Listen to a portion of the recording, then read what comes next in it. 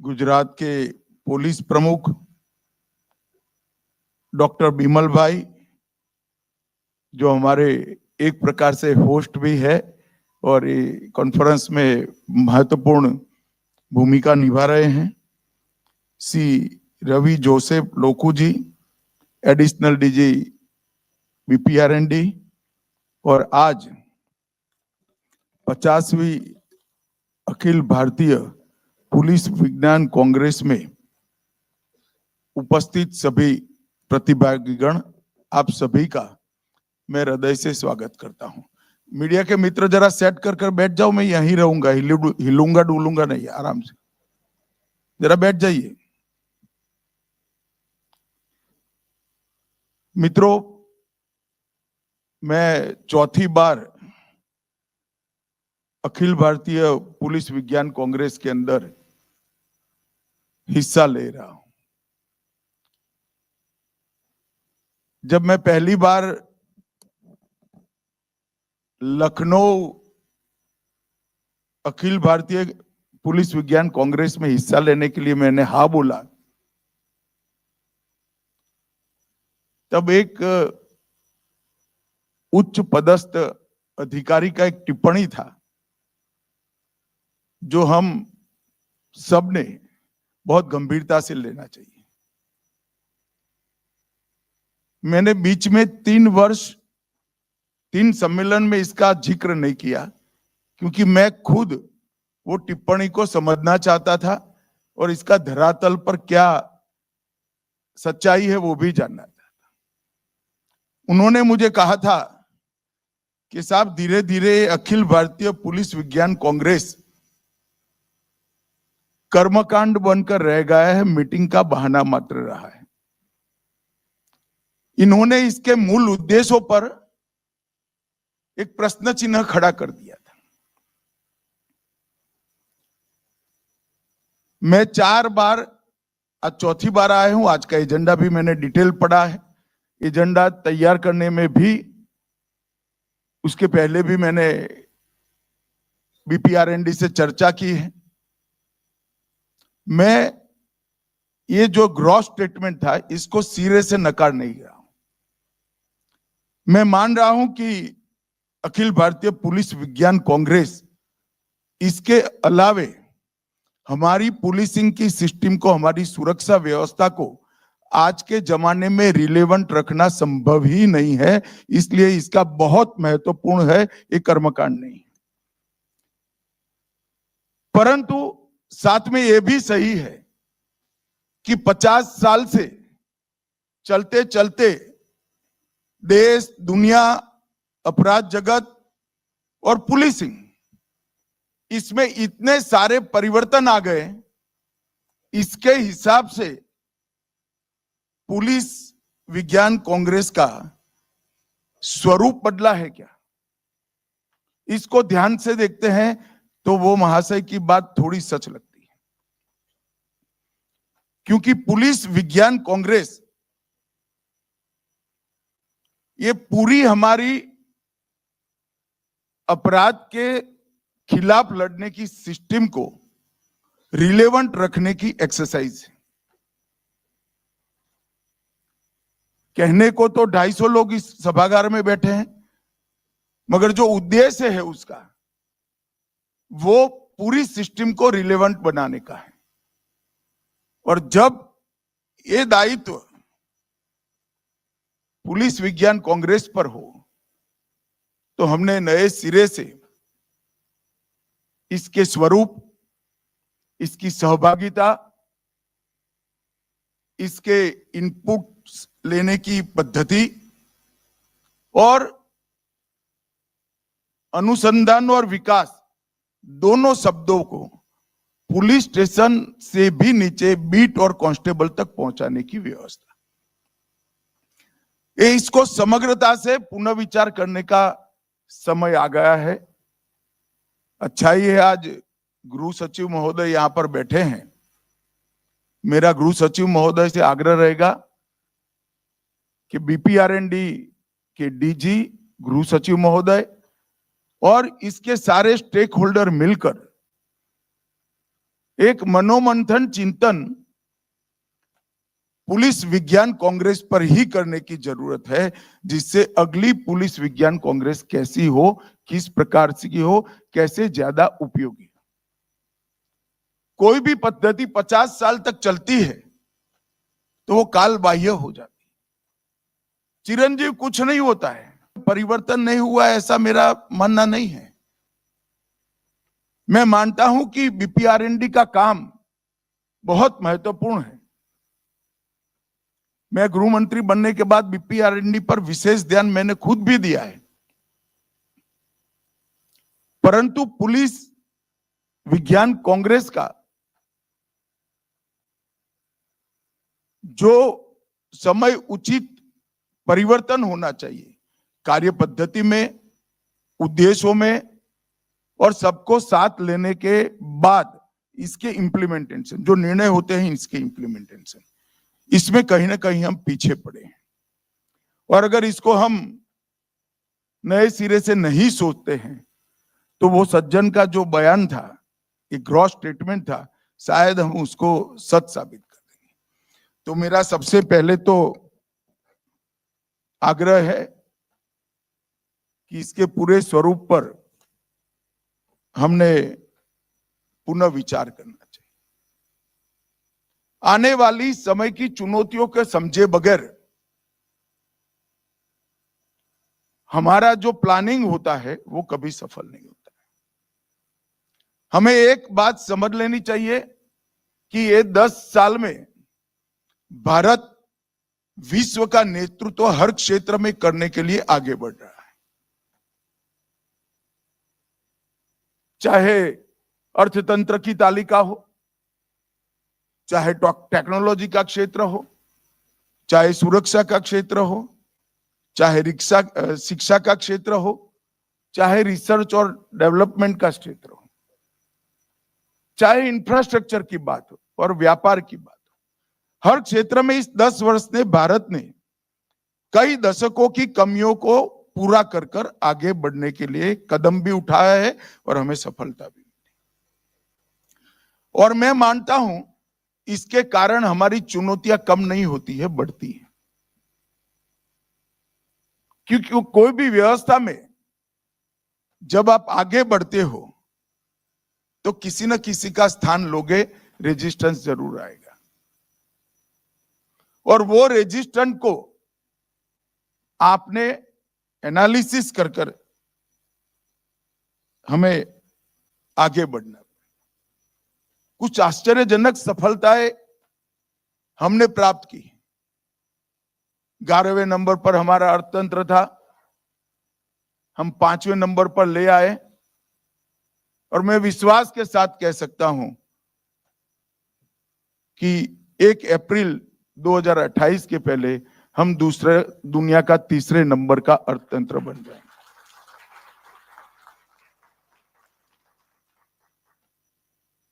दुनिया के किसी भी चुनाव का विश्लेषण करने वाले पंडित से बात करते हैं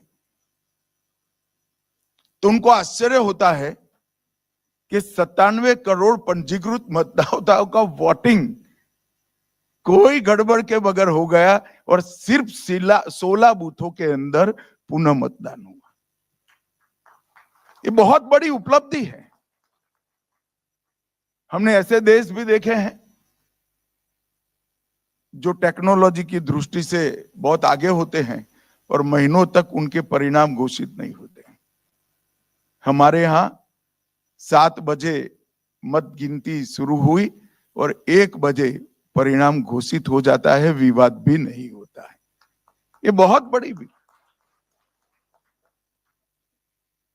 जब कोरोना का संकट आया, दुनिया के विकसित देश अपनी तो चिंता कर ही रहे थे, साथ में भारत की विशेष चिंता कर, क्योंकि हम सब जानते थे, उसको स्वीकार भी करना पड़ेगा, क्योंकि उस वक्त हमारा हेल्थ इंफ्रास्ट्रक्चर इतना मजबूत नहीं था। वो सोचते थे कि क्या होगा भारत का 140 करोड़ की आबादी और कोरोना को कैसे टैकल करेंगे। पर हमारी परंपराओं में, हमारी पद्धतियों में एक ताकत पड़ी है। जब कोरोना समाप्त हुआ तब पूरी दुनिया ने स्वीकार किया कोरोना का सामना सबसे अच्छा भारत ने किया है, कम से कम नुकसान के साथ। जब हमारी ये स्ट्रेंथ दुनिया के सामने आती है तब चैलेंजेस बढ़ते हैं। वो चैलेंजेस को ध्यान में रखकर हमने हमारी तैयारियों को पुख्ता करना पड़ेगा। यहां पर आपने 8 सत्र के अंदर नए आपराधिक कानून, फोरेंसिक साइंस का उपयोग, डिजास्टर मैनेजमेंट, ब्लॉकचेन टेक्नोलॉजी का उपयोग, साइबर धोखाधड़ी, स्मार्ट सिटी में पुलिसिंग, आदिवासी क्षेत्रों में सामुदायिक पुलिसिंग और जेलों में कट्टरवाद से निपटने के उपाय, इस पर चर्चा होगी। मेरा आग्रह है कि सभी प्रतिभागियों से इसके अलावे किसी भी एक विषय पर उनके सुझाव मांगने चाहिए और इसको संकलित कर इसमें से आगे बढ़ने की हमने चेष्टा करनी चाहिए। भाइयों बहनों, जब मैं आज आप सबके सामने उपस्थित हूं तब भारत की आंतरिक सुरक्षा और हमारी आपराधिक न्याय प्रणाली के अंदर हम आमूलचूल परिवर्तन कर चुके हैं और जब परिवर्तन होता है, कोई भी परिवर्तन परिश्रम की भी मांग करता है, सामंजस्य की भी मांग करता है और समावेशी होने की भी मांग करता है। परिवर्तन वरना सफल नहीं होते। और अब आने वाला 10 साल का जो दौर है, ये भारत की क्रिमिनल जस्टिस सिस्टम को दुनिया में सबसे आधुनिक, सबसे वैज्ञानिक और सबसे ज्यादा तेज बनाने का समय है। मैं पैदा हुआ तब से एक प्रकार से एक ताना सुन रहा हूं कि कोर्ट में जाने से बहुत देरी से न्याय मिलता है। मैं आप सभी को विश्वास दिलाना चाहता हूं कि 3 नए आपराधिक कानूनों के इंप्लीमेंटेशन के बाद देश के किसी भी थाने में जो एफआईआर होगी, इसका सुप्रीम कोर्ट तक न्याय 3 साल के अंदर न्याय मांगने वालों को उपलब्ध हो जाए। और बहुत जिम्मेदारी के साथ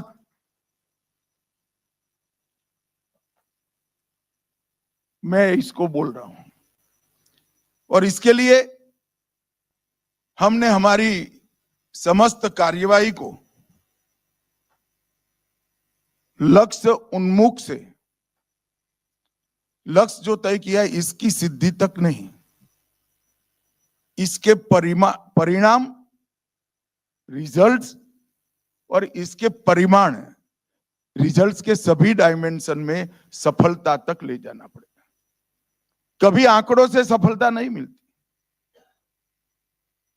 लक्ष्य तो सिद्ध होते हैं, मगर इसके साथ, लक्ष्य के साथ जुड़े हुए सारे परिणाम, लक्ष्य से जिस क्षेत्र में फायदा होना है वो हुआ क्या, और वो फायदा सारे डायमेंशन में हुआ क्या, उस दिशा में हमें ले जाना पड़ेगा।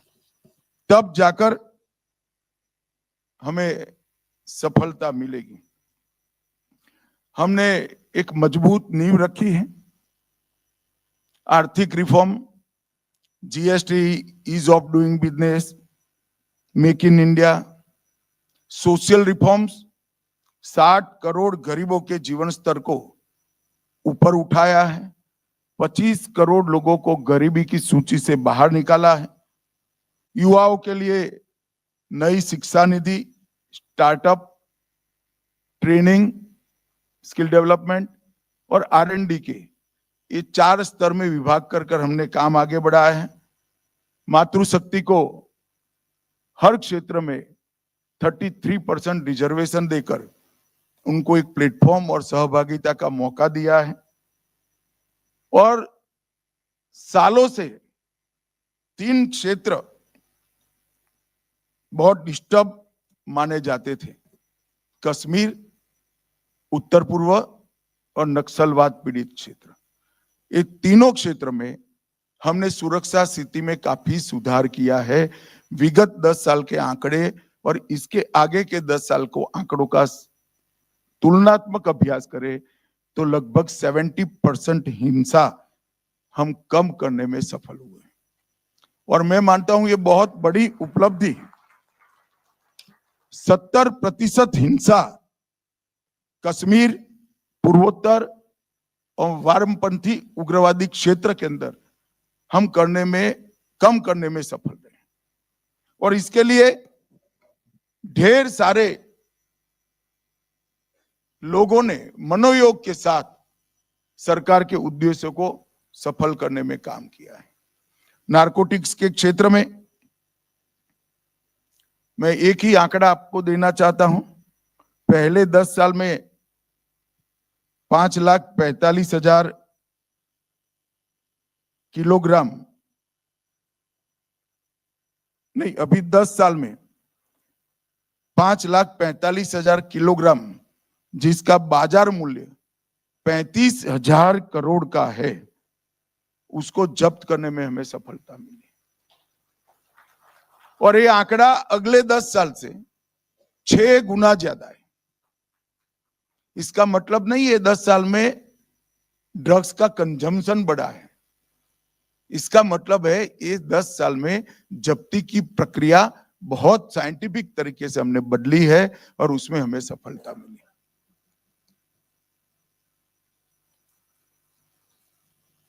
ये 3 आपराधिक कानूनों की बात करने से पहले,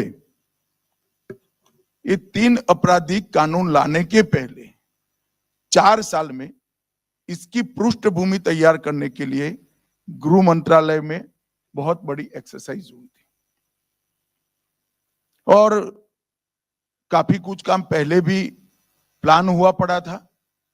जो प्लान हुआ पड़ा था उसमें हम तेजी लाए, जो मिसिंग लिंक्स थे उसको जोड़ने का प्रयास किया और कुछ नए इनिशिएटिव के कारण ये 3 आपराधिक कानून लॉजिकल एंड तक पहुंच पाए और सभी परिणाम और परिमाण दोनों की दृष्टि से देश की आपराधिक न्याय प्रणाली को फायदा कराए। सबसे पहले हमने कंप्यूटराइजेशन को पूरा किया। लगभग सीसीटीएनएस में 100% 70,000 पुलिस स्टेशन जोड़ दिए गए हैं। ई कोर्ट के माध्यम से 22,000 अदालतों को हमने जोड़ लिया है। ई प्रिजन में 2 करोड़ कैदियों का डेटा है। ई प्रोसिक्यूशन में 1 करोड़ 50 लाख से अधिक प्रोसिक्यूशन का डेटा पड़ा है। ई फॉरेंसिक में 23 लाख से ज्यादा फॉरेंसिक्स रिजल्ट्स का डेटा पड़ा है। नफीस के अंदर 1 करोड़ 6 लाख फिंगरप्रिंट का डेटा पड़ा है। आई मॉट में लगभग 22,000 आतंकवादी मामलों का प्रोसिक्यूशन समाप्त होने तक का इन्वेस्टिगेशन का इसका डेटा पड़ा है। निदान में 7.6 लाख नार्को ऑफेंडर का डेटा उपलब्ध पड़ा है। 1 लाख ह्यूमन ट्रैफिकिंग ऑफेंडर का डेटा हमने इकट्ठा कर दिया है और क्राइम मल्टी एजेंसी सेंटर में 16 लाख अलर्ट अब तक जनरेट हो चुके। अब जो कुछ भी होता है वो इसके अंदर जुड़ता जाता है। जब 3 नए आपराधिक कानून हम लेकर आए हैं, उसके पहले हमने एक प्रकार से कोर्ट, प्रोसिक्यूशन, पुलिस, जेल और एफएसएल सबको जोड़ने की व्यवस्था बना ली है। तो एक प्रकार से अपराध से लेकर सजा कराने तक और सजा कर जेल में जाए वहां तक की पूरी चीजों को जोड़ने की प्रक्रिया हमने समाप्त कर दी। और फिर ये 3 नए आपराधिक कानून, भारतीय न्याय संहिता, भारतीय नागरिक सुरक्षा संहिता और भारतीय साक्ष्य अधिनियम, इसको लाने का काम नरेंद्र मोदी सरकार ने किया है। और मित्रों, मैं निश्चित रूप से मानता हूं कि 150 साल पुराने कानून अपनी सरकार बचाने के लिए अंग्रेजों ने बनाए थे। उसके उद्देश्य में नागरिक केंद्र में नहीं था। नए आपराधिक जो कानून बने हैं, ये तीनों कानून के केंद्र में हमारे नागरिक की सुरक्षा और हमारे संविधान ने नागरिकों को दिया हुआ जो अधिकार है वो प्राप्त कर पाए, इसकी व्यवस्था हमने सुनिश्चित करी। ये जो तीनों कानून है, इसके अंदर टेक्नोलॉजी की सभी अब तक की सभी व्यवस्थाओं को समाहित कर दिया है और टेक्नोलॉजी को कानूनी जामा पहनाते वक्त ये भी ध्यान रखा गया है कि आने वाले अनेक सालों तक टेक्नोलॉजी कितनी भी बढ़ जाए मगर इसमें परिवर्तन नहीं करना। जैसे दस्तावेज की व्याख्या को हमने ई दस्तावेज कर दिया। अब मोड कितने भी बदलते रहेंगे मगर डेफिनेशन में ई दस्तावेज वो अपने आप अपने जगह ठीक रहेगा। इस तरह से 27 जगहों पर हमने जो व्याख्या करी है वो व्याख्या में टेक्नोलॉजी के चेंज से कानून को बदलना नहीं पड़ेगा, वो अपने आप में इसको समाहित कर। टेक्नोलॉजी बदलती जाएगी परंतु कानून अपना काम कर लेगा। और मैं मानता हूं कि इससे बहुत स्पीड से न्याय मिलने की व्यवस्था होगी। हमने कोर्ट, प्रोसिक्यूशन और पुलिस तीनों को लगभग 60 प्रोविजन के अंदर बाध्य बनाया है कि समय मर्यादा में अपना काम पूरा करे। 60 प्रोविजन। और जेलों को भी हमने बाध्य बनाया है कि एक निश्चित अवधि के बाद अगर ट्रायल नहीं चल रही है तो कुछ अपराध जो ज्यादा गंभीर नहीं है इसके छोड़कर जेल अधिकारी ने ही इसकी बेल के लिए पुरसिस रखनी है कोर्ट के अंदर। और हमारा प्रयास है कि संविधान दिन के पहले ये देश की जेलों में एक भी कैदी ऐसा ना हो जिसने अपनी 1/3 सजा काट ली है और अभी उसको न्याय नहीं मिला है। ऐसा एक भी कैदी नहीं। पुलिस को जवाबदेह बनाने के लिए भी ढेर सारे काम किए हैं और पुलिस को ताकत देने के लिए भी ढेर सारे काम किए।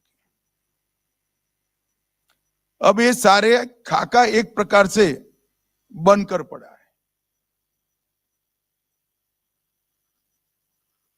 पुलिस विज्ञान कांग्रेस की जिम्मेदारी क्या है? अलग अलग साइलोज में डेटा पड़ा है। क्या पुलिस विज्ञान कांग्रेस अग्नि विज्ञान कांग्रेस के पहले एआई का उपयोग कर ये सारे डेटा को एक दूसरे के साथ बात करता हुआ कर सकती है क्या? इससे जो परिणाम निकलेंगे वो परिणामों को हमारी पुलिस व्यवस्था में इसका विश्लेषण करने का एक प्लेटफॉर्म हम तैयार कर सकते हैं क्या?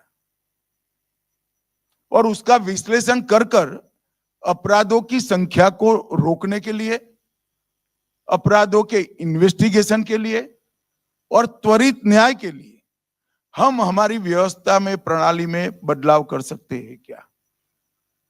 मैं मानता हूं ये पूरी एक्सरसाइज का फायदा तभी है जब पुलिस विज्ञान कांग्रेस इस तरह के इश्यू को चैलेंज के रूप में स्वीकार करे।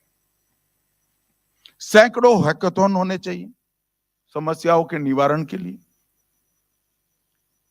एआई के जानकार एक्सपर्ट्स के साथ मीटिंग कर कर साइलोज में पड़े हुए डेटा की उपयोगिता को हमने परिणाम लक्षी बनाना पड़ेगा,